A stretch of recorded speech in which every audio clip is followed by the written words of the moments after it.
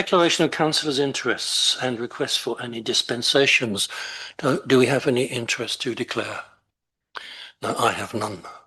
None that I'm aware of anyway. Right. None for everybody, yeah. Okay. Yep, none. Lovely. Thank you all. Right, public participation. It does not look as if there's going to be any. So we will deal with that issue if and when it arises. Chair's update. Right, Hall's repair project is very simple. It is substantially complete, apart from one job, which is repairing the drains at Redcliffe Bay. That has been delayed because of the neglect of the prime contractor in getting the appropriate subcontractors on the spot in time. So far as I know, the work is scheduled to be progressed in January, and Osmond Tricks are in the process of chasing the subcontractors. It doesn't make any material difference to the cost forecast that I circulated earlier this year. I still expect the project to come in with an underspend of about £25,000 to £26,000 against the amounts authorised by this council. We have received the final completion certificates, and we have received the certificates of compliance with building regulations, fire precautions, and so on. So I'd like to think that we can say it's complete. Hello? Hello, Mike. And hello, Rachel. Sorry, I didn't realize you were there too. Do you want to say anything on this, Mike? No. Okay. Does anyone have any questions? Yes, Mike. Yes, John. I noticed whilst in the clerk's office today that the fire escape door, has not been replaced yet, and I understand that that was due to be done. Then we will take that up with. As you recall, it was going to have a glass window in it. Okay.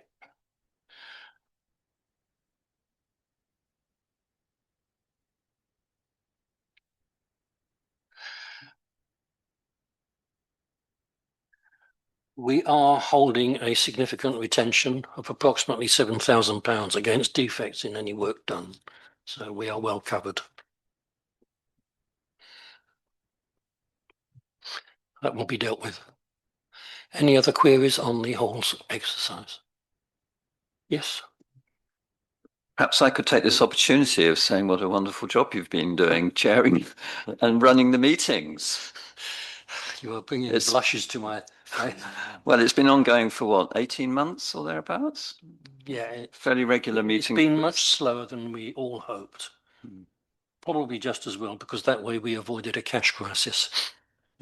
But I think the real praise is due to the project manager, Harry, who's done an excellent job. Yeah, definitely. Yes, he has. Yeah. Well done, John. He's likely to be coming this way again in connection with Somerset Hall. So, assuming that the price is right. Okay, minutes of the last meeting.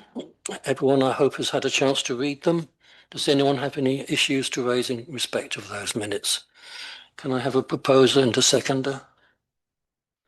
Thank you, David and Jen. Right, we have an awful lot of papers to receive and approve or consider or note.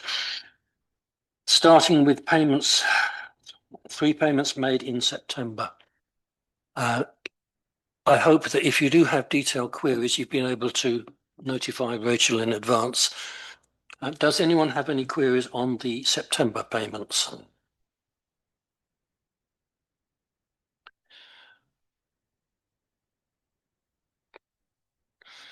Doesn't look like it. No? Do we need to approve them all separately, or can we do them at the end if you like to? We take them all at the end. Right. Are there any queries on the October payments? No. Does anyone have any query on the detailed income and expenditure account? I would just remark that we are currently, or as at the end of October, we are showing a surplus of approximately £83,000 year to date. This is rather more than we budgeted for. This is not due to any financial wizardry on our part. It's simply because things have been happening much slower than we expected. In particular, spend on the devolution project.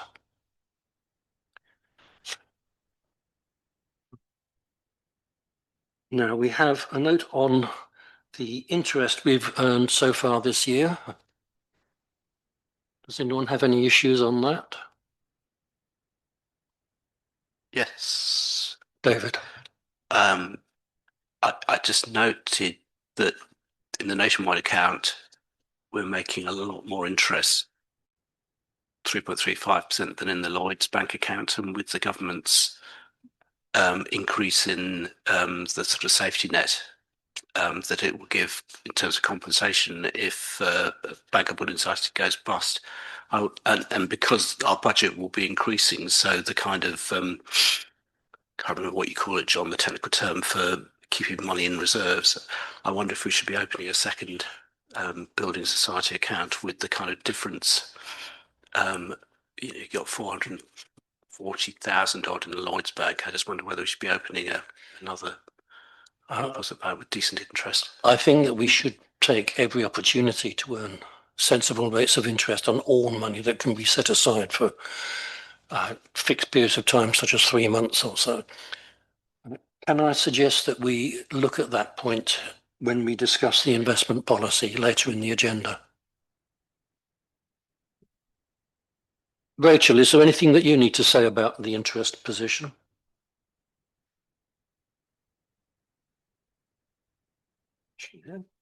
Yeah, sorry, I couldn't turn my microphone on. Yes, I agree. It's something that we do need to look at. And I think I did suggest to you, John, about maybe using the public sector deposit fund. Yes, you did, and it hasn't Yeah. gone anywhere, I must admit. So Okay, yeah, I think I agree with opening a few more accounts would be a great idea. right. In that case, can I have a proposer and seconder to? Oh, sorry, there's one more item I forgot. We have a list of sales ledger debts to be written off. And Rachel has amended a list of why we have to write these off. I'm just trying to find the schedule. It's a paper called Agenda Item 7.6. And the total debt to be written off is £373.50. And I'm making this, sorry, Sorry. no, I'm just going to say, making the assumption that in the future, once we've got the new Halls IT system in place, this will not be happening because people will be paying up front for their hall. That is exactly my understanding too. It's a risk we just don't need to take. Well, on that matter, I actually thought that we had suggested and it was agreed that people would be paying up front even with the current and old system. And clearly some of these debts are relatively recent because we've written off debts in the past, haven't we? Well, all of the debts are at least a year old. The invoice dates were the latest. Okay. All right, Latest then. is November 24. Okay, so So they predate the change of policy. all right, fine. Fair dues. And if we are unable to contact the debtor, I really don't think there's much we can do. No, I appreciate that. Yeah. Yes, I'll look through the list. Okay. In that case, can I have a proposer and a seconder to accept all the papers and the sales ledger debt write-off? Jenny and David, thank you. John, may I raise a couple of just Yes. general things in relation to one or two items on the accounts? I noticed, for example, the playground inspection, it does vary between about £1,300 and £1,600 a month. And I did wonder whether one of our members of staff or one of us could be perhaps trained in being able to do the general weekly inspection, not the ROSPA one, obviously, because that's got to be done annually by ROSPA experts. Because I did accompany one of the inspections, and it's relatively straightforward. And so I know that we're going to be taking on a lot more play areas, and clearly this cost is going to go up substantially. So I do feel that it could be an opportunity for perhaps one of our current staff members to be looking at this, with one of us maybe trained into it as well. I say we have been talking about this, so the plan is to do that as part of the devolution take on. Steve, do we need to pass a motion to do that, or is it just going to happen? You would probably look to include it in a contract, your own grounds maintenance contract. So your contractor is giving you regular feedback on the condition of your playgrounds and your open spaces. That's how most councils would do it. So it's contracted out. And then if there was a problem, you'd have a record of a contract payment that's being made for that service. We will have also our own wardens who will be out and about, so they can respond quickly if there's any. So I think what we talked about before is just training out a member of staff, or to basically do these inspections. They will. So my question was, do we have to? Will that just happen, or have we got to? No, that can happen. Yeah, that can just. Yeah. Happen. Do we have to have a policy, or can we just assume it's going to happen or something? No, we can include. What we're doing is revising job descriptions at the moment, so we can build it into the warden job descriptions. So that so you've got 2 dedicated people to that job. Yeah. Okay, we'll do that then. Yeah. Okay. Good. Thank you. Janet, sorry. I was just going to, I think I've said this before. Yeah. But because there was the question, Mike, you asked, can we do this?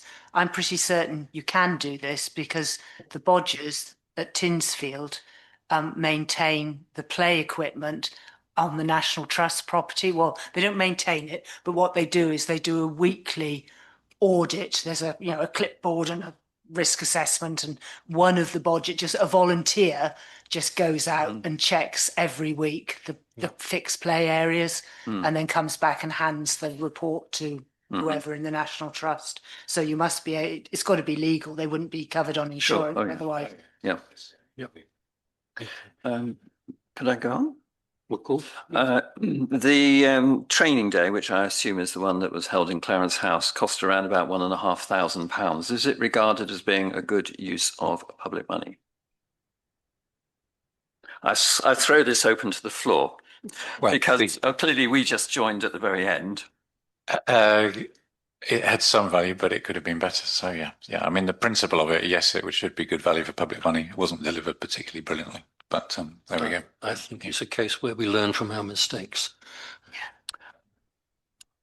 Okay, and lastly, just to flag up that I did notice that Amazon, Interflora, Halfords and B&Q were used for the purchasing of various bits and bobs. And I did wonder, and I hope that the team upstairs are sort of trying to source things more locally, and trying as hard as they can to source things locally to sustain our high street, etc. I think that's a fair point, but I think it's also very difficult I a lot of the appreciate. time to find anyone other than a national chain of shops who sells what it is you're looking for. I do appreciate that there are issues, yes. And I assume that perhaps the Interflora was flowers being sent to someone out of Portishead, but I wouldn't know the answer to that. But anyway. Just say, I did notice when I was looking at some of the accounts with Rachel, she asked me to have a look, and it was the series of Amazon items, and possibly some of those could have been bought more locally, but I think possibly it might be more difficult for the staff to do that, because then they might have to go out and claim the money back or whatever. It's actually easier internally in our systems, but when staff have access to perhaps other means of being able to pay for things, that might be a lot easier for what Mike has suggested to happen. I think maybe a gentle reminder to all staff to purchase locally wherever possible would be in order. Steve, is that something you could arrange? Definitely. Yeah. And sorry, Paul.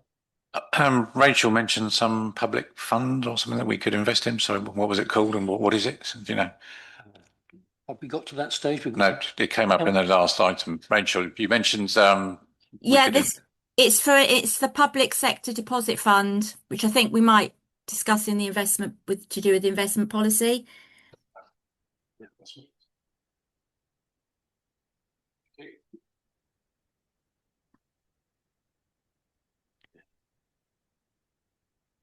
Okay, are there any other issues on the finance items at section 7? Do we have a vote in favour of those, Steve? Did we? Yeah, we did. We did. Yeah. Excellent. But Right. John, sorry, you haven't forgotten about the external audit. No, I haven't. I was No, just going to okay. come to that one. It is Okay, number thank you. 8 after all. Okay, we have 2 papers relating to the external audit, a notice of conclusion of audit and the completion of audit report. These look like fairly straightforward documents to me, and there's only one recommendation that we appear to have to follow, which is checking the independence of the external auditor. I wonder how we can actually do that, but that's another story. Rachel, is there anything you would like to add in relation to the audits and these papers? Regarding checking the independence, we can do that. We can ask him to provide evidence of his independence. Right. When is he due to be reappointed? Is that an annual thing? It is an annual thing, yes. And the next appointment is due when? Well, he's been appointed for this year, so it will be at the annual meeting in May. In that case, would a file note to the effect that we ask him to demonstrate independence before the next appointment is due? Yes. Is there something underlying someone asking this question? Because it seems fairly. It's just a point that has been raised by the auditor. Therefore, we are trying to take steps to And if answer. the auditor has raised a point about his own independence. Is that right? No, it's the external auditor. It's just a tick box. They like to check for the internal auditor. Ah, the internal. Okay. Okay. Well, as long as we've got something to give us an alibi. Right. Is there anything to be said about the notice of conclusion, the AGO report? No, it just has to be minuted that we've received the conclusion. Right. Okay. Oh, can we have a proposer and seconder to accept and note these papers? Mike and Paul. Thank you. All right, investment policy. We have a paper on proposed changes to investment policy with Steve's comments on it. Where are we? Too many windows open. Oh, it's that one. Right. Does anyone have any questions or issues they would like to raise in connection with the policy?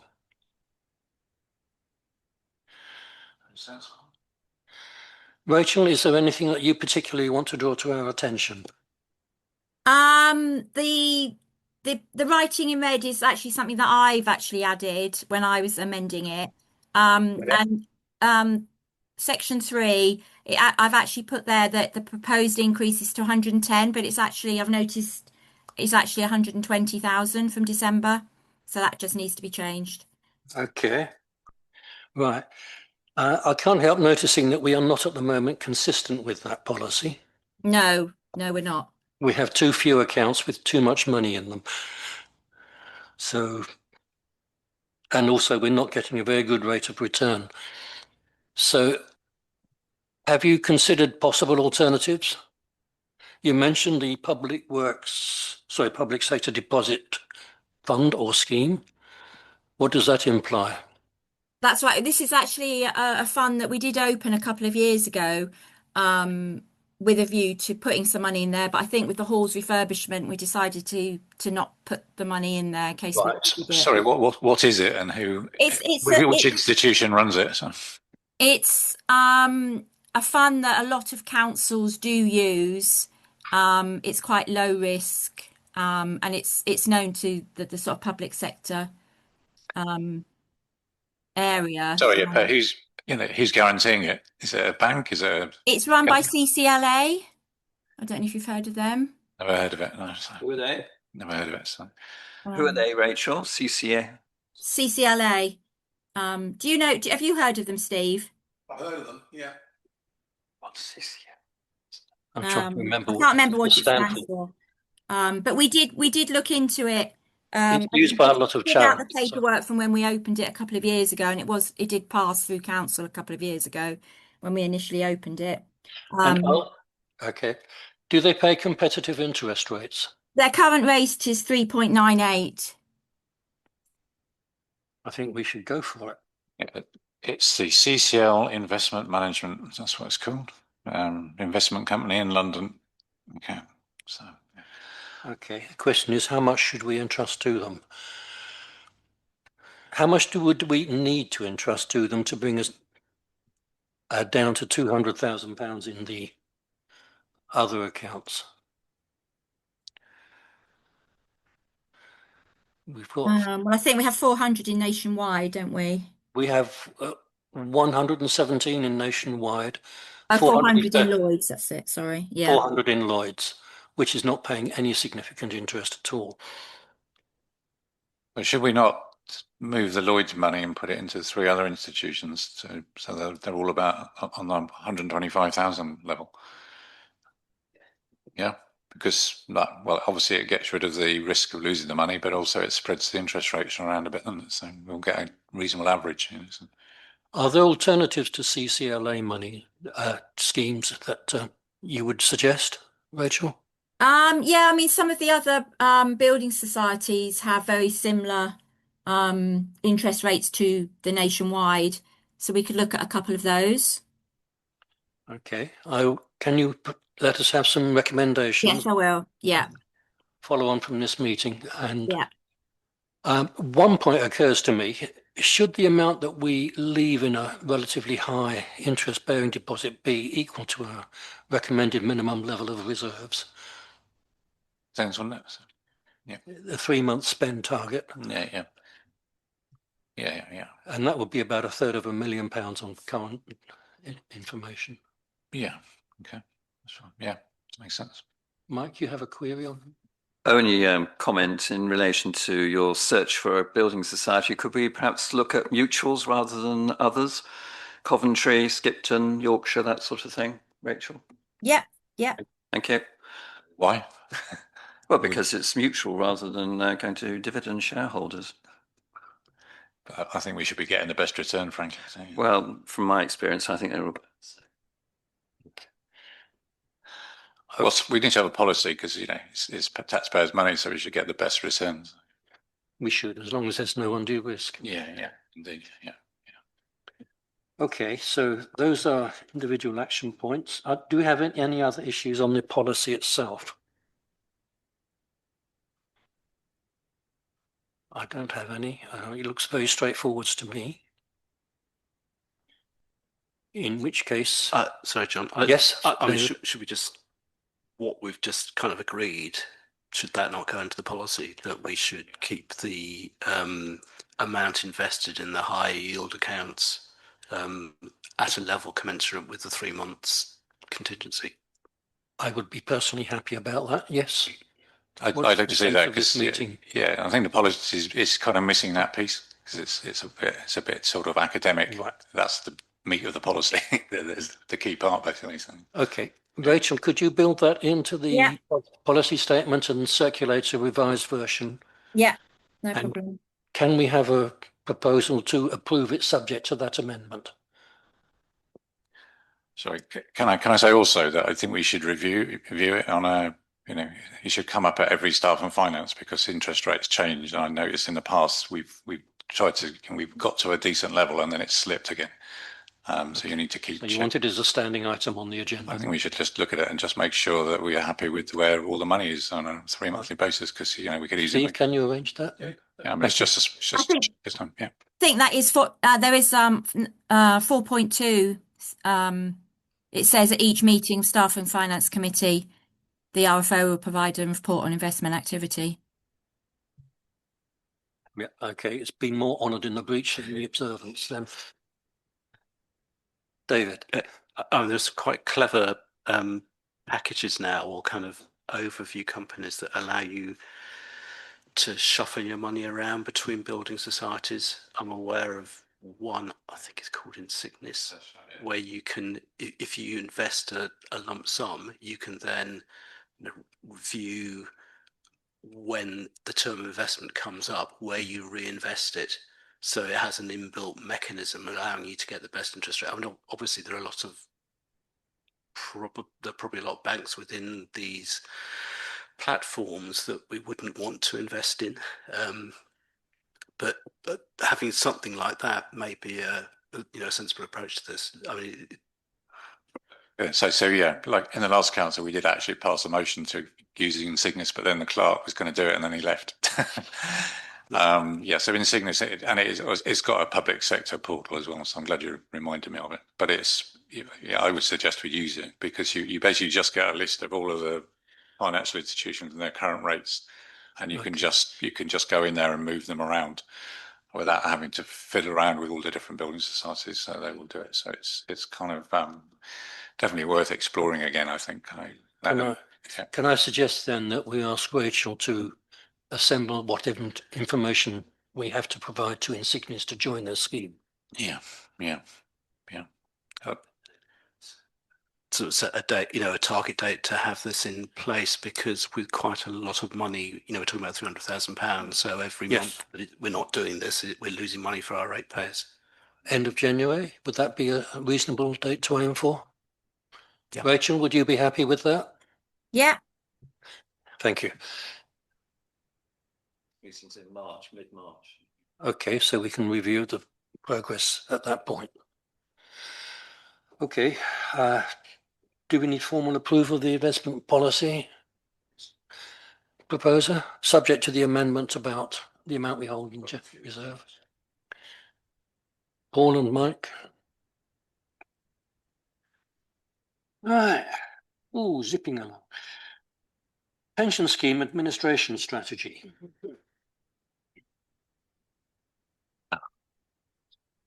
That's a dry as That was exciting. That was exciting. That made the local plan look interesting. Right. I must confess that I am not really clear about how this has changed since the last strategy, whether we need to do anything different, and does it involve us in any open-ended commitments that are unreasonable? Rachel, can you enlighten us, please? Or Steve as well?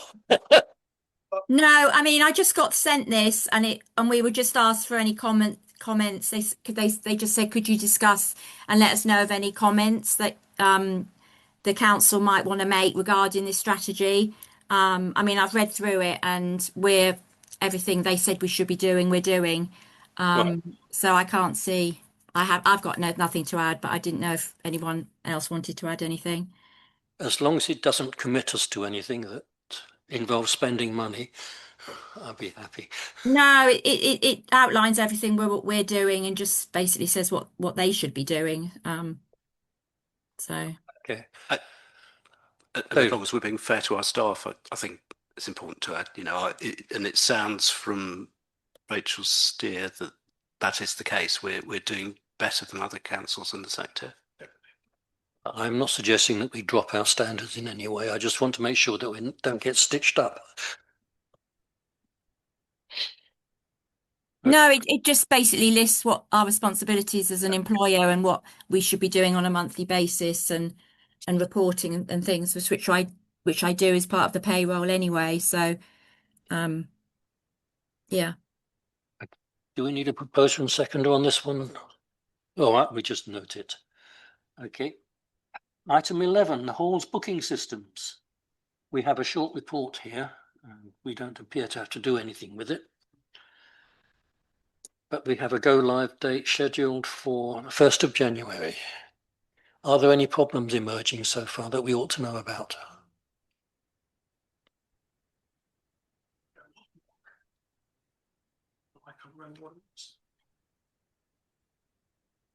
I know Mike was having one little discussion with the provider about one issue, and I can't remember what it was. No, it's Rachel. No, it's actually Rachel and I were agonising over the payment system today, trying to set it up. But I think we resolved it in the end, didn't we, Rachel? Yes, Yes, That's good. I've done that. So and then tomorrow I think we're going to set PayPal up. So once they're done, I think we'll be able to accept payments. Yeah. So that's now Good. done. Yeah. Yeah. Are you satisfied that it will produce all the reports you need for VAT and other financial control purposes? I'm not 100%, John, because I haven't seen that and how it works, but I'm keeping my fingers crossed. When are you going to see how it works? Hopefully very soon. Hopefully Mike and I can have a look at it. But yeah, I haven't actually seen it in action.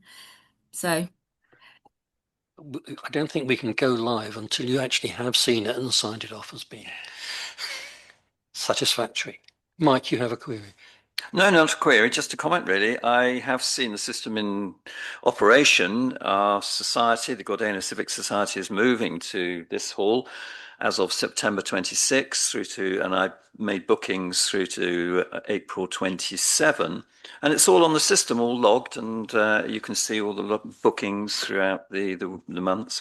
And I was surprised actually how busy this place is, and other rooms. Is the Civic Society registered for VAT? No. That's the complication that we have that they don't have. Yeah, I've forgotten about that. I'll raise it with our accountant, our treasurer, rather. Yeah, good point. Thank you. Can we councillors now book rooms then? Do we know, Steve? Yes, Chair, the system is now integrated into the council's website, so it's taking bookings now. So Mike has put on all the existing bookings are on there now. So yeah, it should be available for booking. Yeah. Okay. Rachel, if you could check the point about VAT compliance, I would be grateful. yes, I will. I'll speak to Mike tomorrow. Thank you.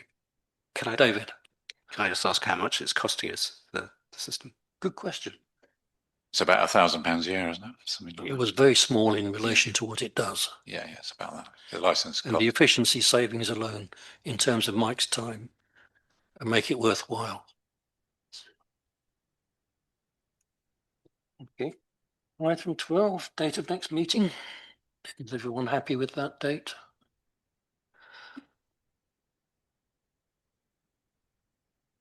You are shipping it from a Tuesday?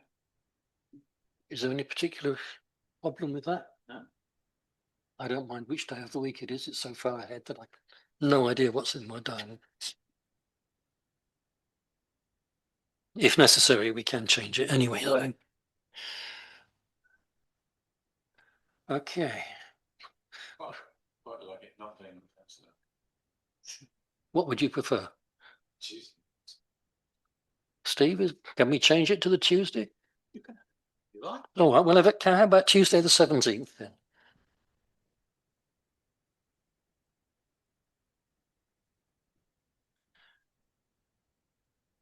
It's a long way away and I can hardly wait.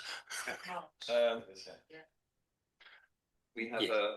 I think, Chair, the reason we have them on a Wednesday is because Mike earmarks the hall specifically for council meetings on a Wednesday and then takes bookings around that. So that's probably why you've been shunted into Wednesdays. So why are we here today? Western-super-Mare, David, you and I. On North that Somerset Water Safety Meeting. Okay, yes. So So if we could stick both of us are on that Right, so committee. we'll stick with Wednesday then for that. We'll stick Okay. with the Wednesday then. Sorry, Paul. Thanks. It's Wednesday the 18th. Yeah. I was in there already. Okay. Sorry, Chairman. Right, point drown. And can Okay, I'll say good night there now then.